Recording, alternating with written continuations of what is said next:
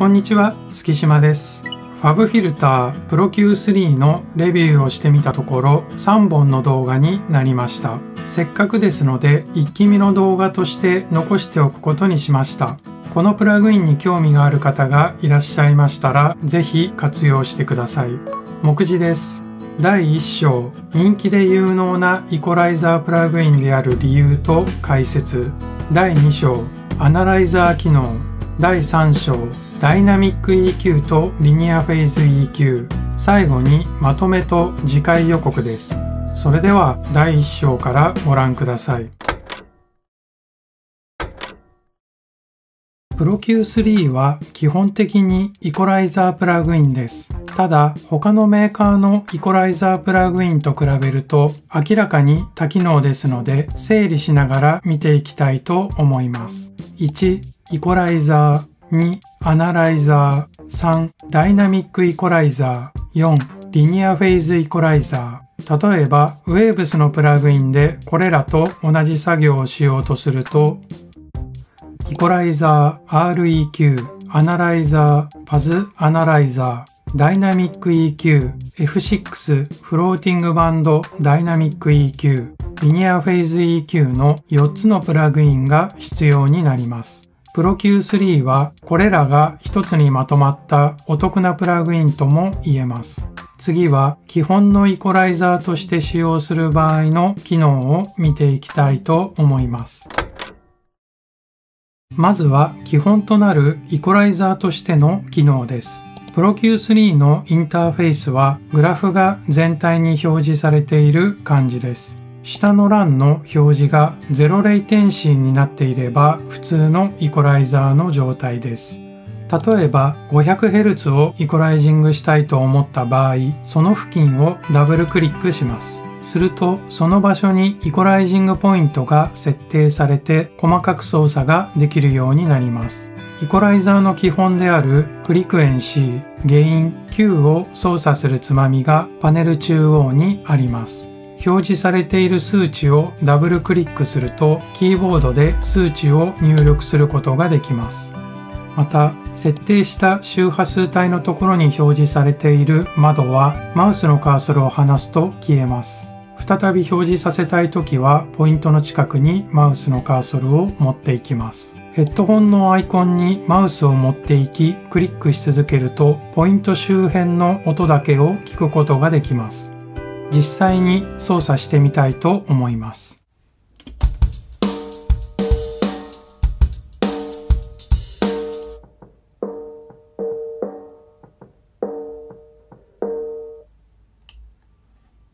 またイコライジングポイントは最大でいくつ設定できるのか分かりませんが常識的な範囲内で自由に増やすことはできます。次は豊富に用意された EQ カーブについて見ていきたいと思います。EQ カーブを9種類の中から選ぶことができます。ベル、ローシェルフ、ローカット、ハイシェルフ、ハイカット、ノッチ、バンドパス、チルトシェルフ、フラットチルト、さらにカットフィルターを選択した場合、選べるカーブの種類も豊富にあります。ブリックウォールというバッサリとカットするカーブも選択可能です。ブリックウォールで再生してみたいと思います。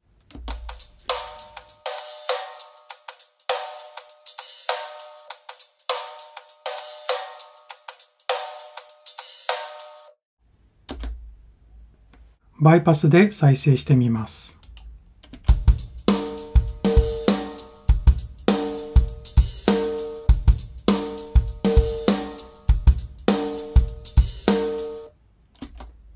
次はゲイン Q について見ていきたいと思います。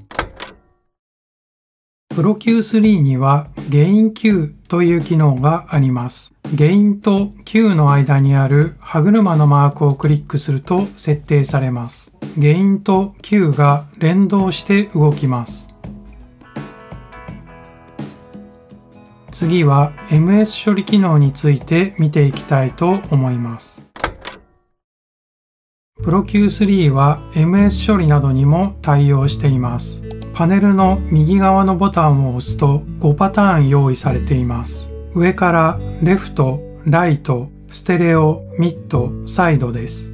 レフトを選択すると左側だけ、ライトを選択すると右側だけイコライジングするといったことが可能になります。例えばローカットでライトを選択すると右側のチャンネルだけ 500Hz から下をローカットする設定にできます。再生します。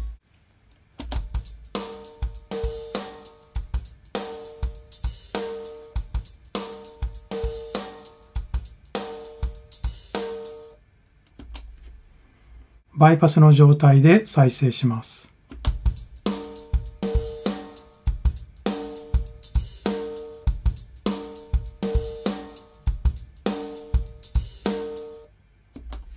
500Hz をベルでミッド中央だけ 12dB カットしてみました。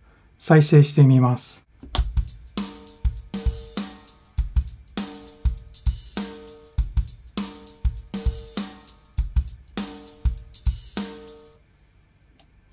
バイパスで再生します。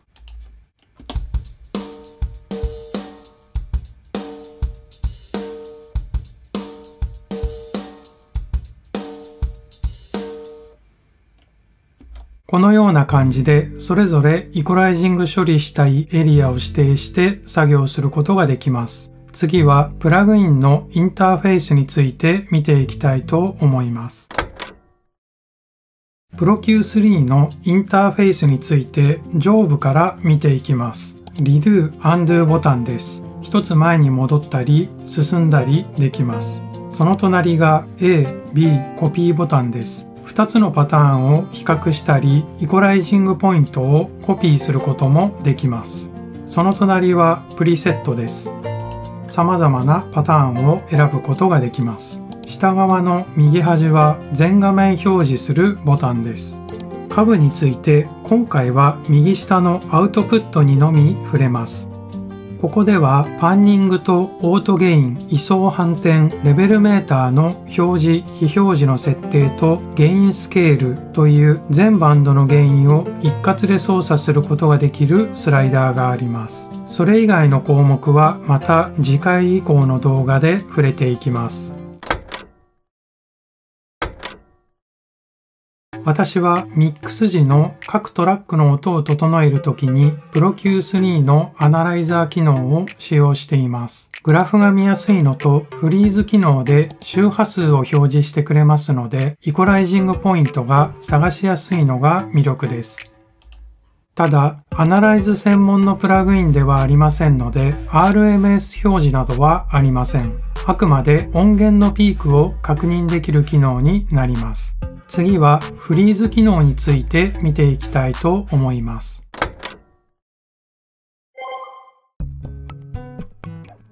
フリーズ機能とは音源を再生している間の周波数のピークをホールド表示する機能です。使い方は右下のアナライザーの隣のプリプラスポストをクリックします。表示されたメニューの中の氷のアイコンをクリックするとホールドするモードになります。音源を再生します。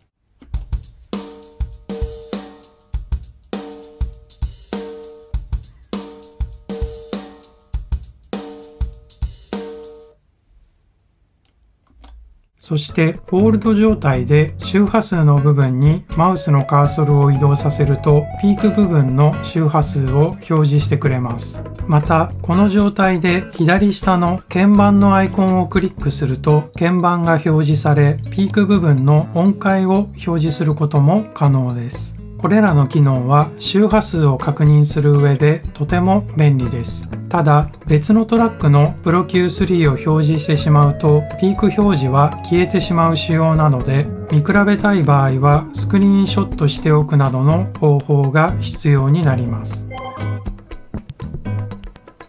スペクトラムグラブは普通のアナライザーとフリーズが合わさった機能です。設定方法はメニューの左から2つ目のアイコンをクリックします。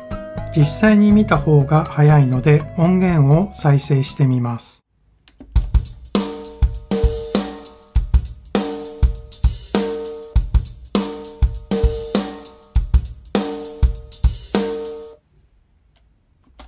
カーソルを持っていくと、その瞬間のピークの周波数を教えてくれます。次はスペクトラム表示について見ていきたいと思います。スペクトラム表示も設定で変更を加えることができます。表示をプリ・イコライジング前とポスト・イコライジング後のどちらかを選択、もしくは両方表示することもできます。その他の細かい設定として、レンジで表示する幅、レゾリューションでアナライザーの解像度、スピードでアナライザーの反応速度、チルトで低音域の表示範囲を変えることができます。次はマスキング機能の設定や使い方を見ていきたいと思います。プロ Q3 にはどの周波数帯域に音が多く集まっているか教えてくれる機能があります。マスキングにつきましては、イコライザーの使い方第4回でお話ししました。同じ周波数帯域のトラック間による被りのことです。具体的に言うと、ドラムのキックやベースの周波数帯域などです。2つの音源の周波数を並べてみると、ほぼ同じ特性を持っています。同時に再生すると、マスキングという効果が現れて、音が聞き取りづらくなります。ドラムとベースのトラックにプロ Q3 を挿入します。基本的にはそれだけです。アナライザーのメニューを表示します。ベースが表示されています。選択して音源を再生します。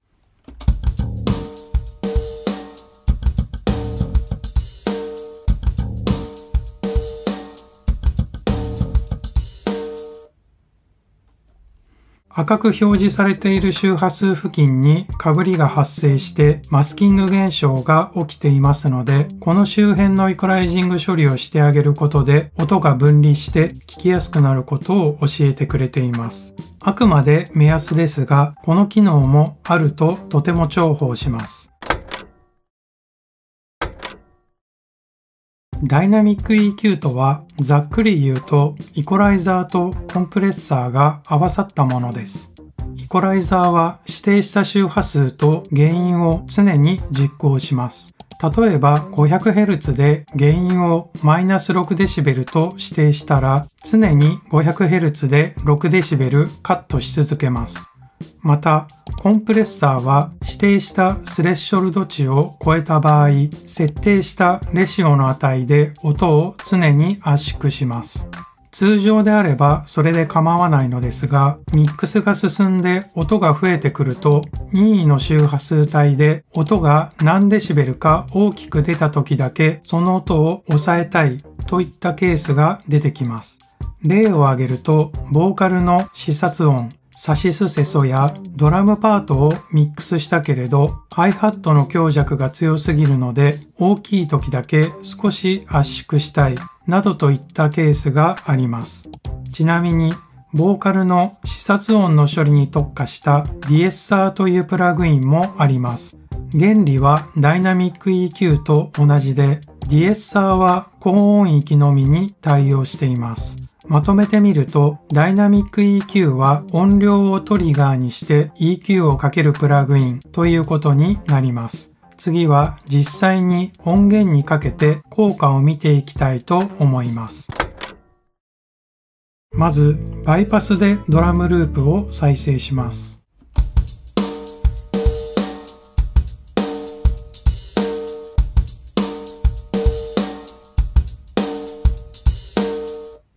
先ほど述べたように、この音源のハイハットの部分にダイナミック EQ をかけてみます。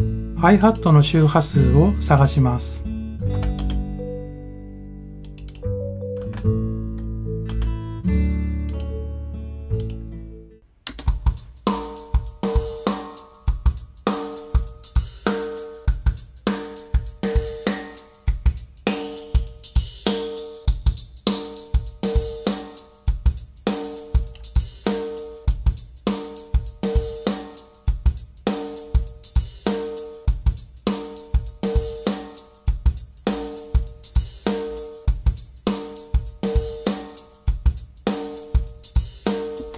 だいたい 12000Hz あたりにハイハットの耳障りな音があるとします。この周波数に対してダイナミック EQ を設定してみたいと思います。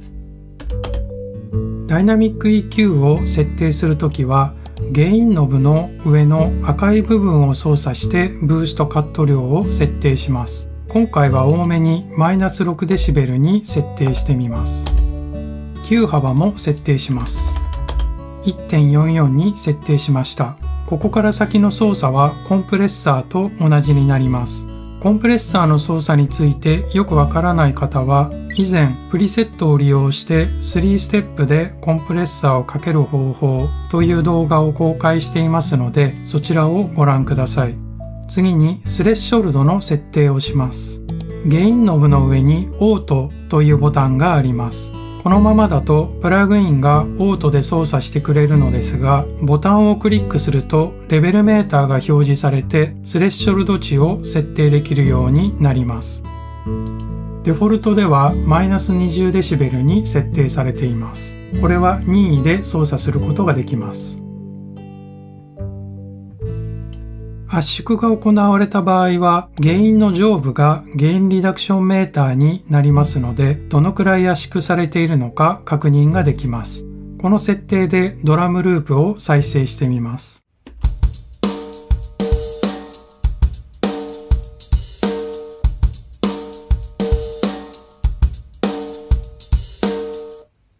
バイパスで再生します。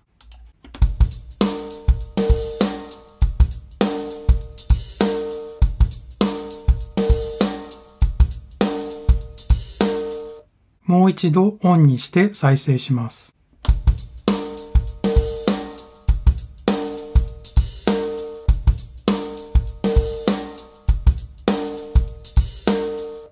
主にスネアの音に反応してしまっていますが、ハイハットのオープンとクローズの音にも反応しています。そんなに派手な違いはありませんが、かゆいところに手が届く機能です。また、慣れるまではスレッショルド設定はオートがおすすめです。次はリニアフェイズ EQ について見ていきたいと思います。Pro Q3 をリニアフェイズ EQ として使用する場合は、インターフェース下部のゼロレイテンシーをクリックします。ここのメニューにリニアフェイズがありますので、選択するとリニアフェイズ EQ として使用できます。さらに右側にメニューが選択できるようになり、位相のズレに関しての設定ができます。低いものから高いものと選択ができます。ただ、マキシマムを選択すると CPU 負荷がものすごく上がりますので、使用するときは注意が必要です。リニアフェイズに設定しても基本的にイコライジングの仕方は同じです。また、リニアフェイズ EQ については、イコライザーの使い方その3にて取り上げていますので、ご存じない方はそちらの動画をご覧ください。次はまとめと次回予告です。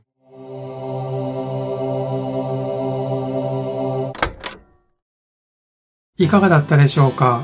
今回レビュー動画を作成するにあたって改めて Pro Q3 の機能を見直しました。